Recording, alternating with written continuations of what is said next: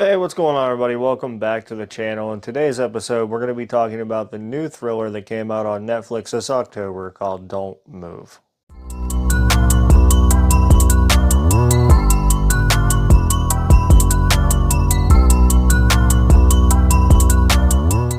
Gonna throw a quick plug in here. Go check out my newest skit, If Ghostface Called Me. I just uploaded that a couple days ago in the spirit of Halloween.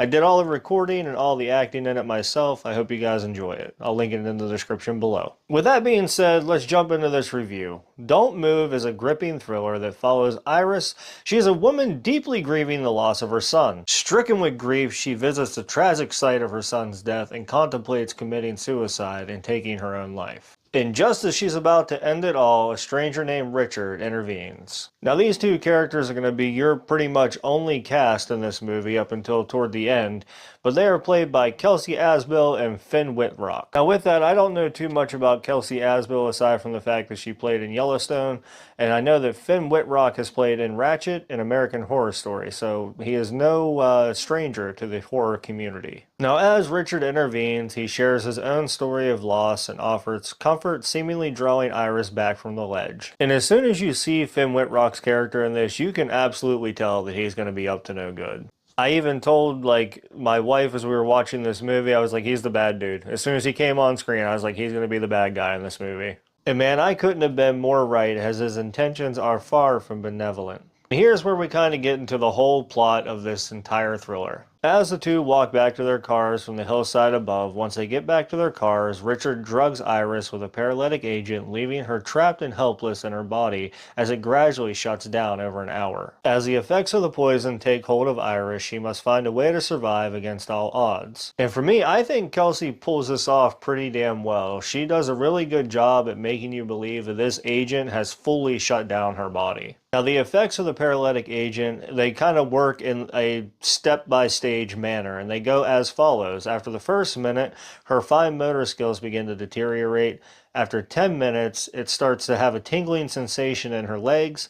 After 15 minutes, her leg muscles become weak and she cannot use them after that. After 18 minutes, her breathing becomes impaired, and after 20 minutes, the full paralytic agent sets in, causing her unable to move and the lost ability to speak. Now, before the initial 20 minutes sets in, she does kind of throw herself over this hillside, and it's a really cool shot. You even get to see these ants going in and out of her nose because she can't move and give away her position to where Richard is going to find her, because his plan is inevitably to take her back to his cabin and just pretty much have his way with her over the course of the weekend and then kill her after the weekend is over. Now, before she loses complete mobility of her legs, she throws herself into a rapid stream where she ends up in a remote cabin with an older man who legitimately tries to help her fight for survival. And of course, Richard finds that cabin as he shows up a few minutes later asking where his quote-unquote wife is at because she is delirious, has a very hard mental disease, doesn't speak, loses motor functions, and he can't find her. They were in a car accident. He's worried about where she is, lying to the old man to try and find out where she is. And inevitably, one thing leads to another as Richard's trying to convince the old man that that's his wife. The old man realizes that he's lying. The two end up in an altercation, and you can guess what happens from there. After this, Richard burns the cabin down and everything in it, and that's whenever he discovers that Iris is hiding out in this cabin.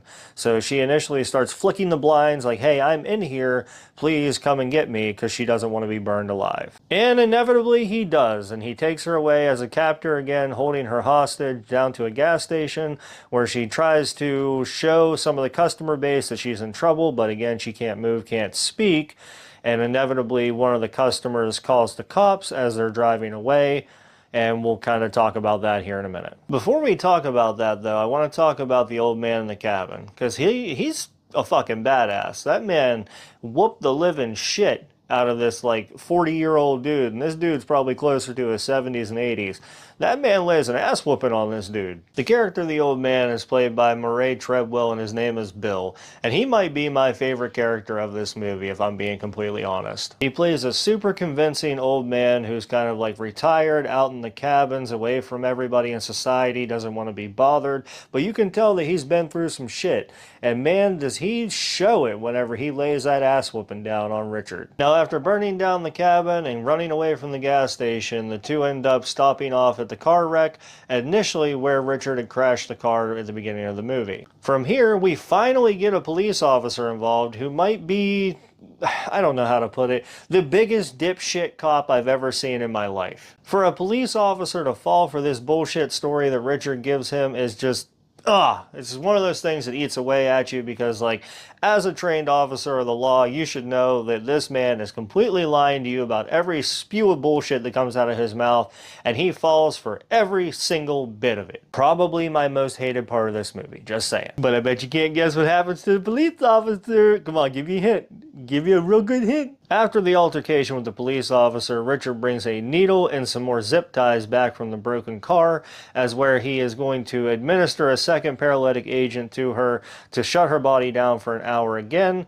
and they drive off from that point. But right about now, the first substance of the paralytic agent is starting to wear out of Iris's system. She begins to get mobility back in her hands, and she grabs the paralytic agent, and you can guess what she does with it. But it doesn't do anything because she can't have enough mobility to press the trigger down to administer the paralytic agent to Richard. The movie ends with a semi-shocking twist as the whole ordeal that's been going on as they end up on a lake.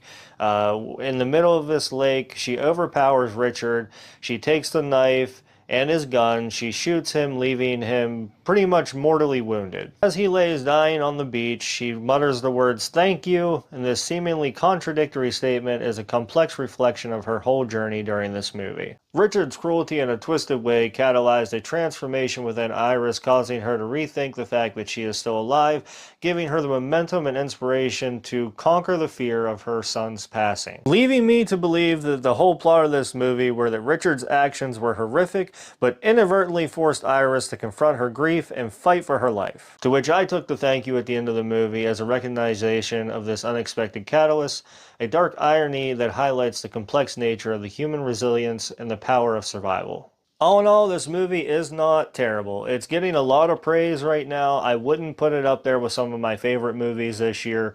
I would say it's a very mid-tier movie, if I could say nonetheless.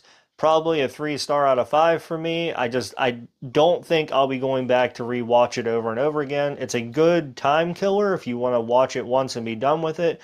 But outside of that, I don't think you will revisit it because you already know the outcome after the first time of watching.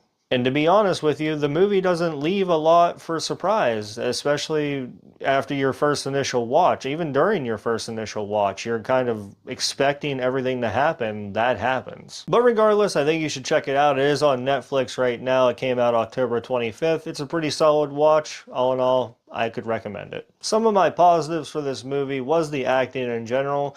I feel like all the characters in this movie, outside of the cop, play pretty convincing roles. I do enjoy the cinematography of this movie also. I think that it is shot very well. The way that it's captured, especially in some of the scenes with like the ants going in and out of Iris's nose and some of the different chase scenes, really, really well done. I also think it's a semi-original movie. I wouldn't say completely original. I guess I'll put it up there as a mixed for this one. It's not completely original, but it's not completely outdone.